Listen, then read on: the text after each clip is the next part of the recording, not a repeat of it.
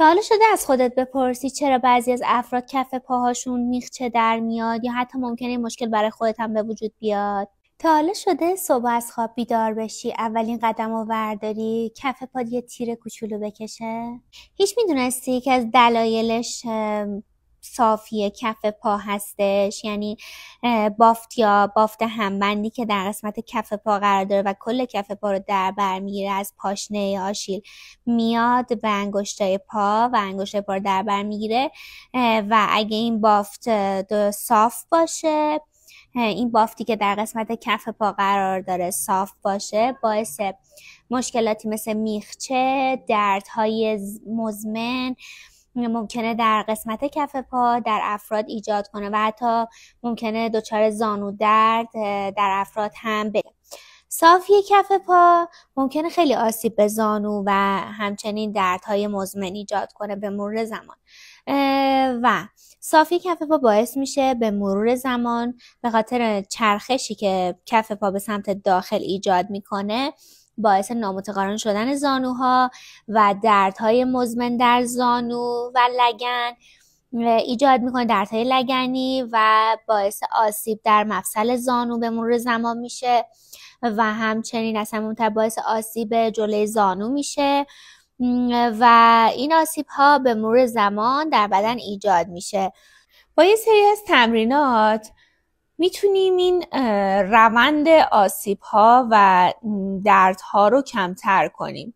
قسمت جلویی پا رو میذاریم، با دست هامون دیوار رو میگیریم و آروم به سمت پایین ضربه میزنیم. چند ست این حرکت رو تکرار میکنیم و دوباره برمیگردیم، پاشنه رو میذاریم روی آجر و پنجه روی زمین و چند ثانیه هم این حرکت رو تکرار میکنیم و پنجه رو به دیوار میچسبونیم و چند ثانیه تو این حرکت میمونیم و دوباره همین حرکت رو برعکس تکرار میکنیم. پاشنه روی دیوار، به دیوار بچسبه، پنجه روی زمین.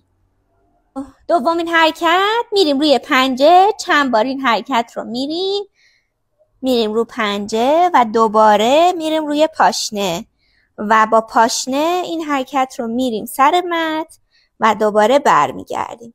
پاشنه، پنجه. این حرکت رو چند بار تکرار میکنیم.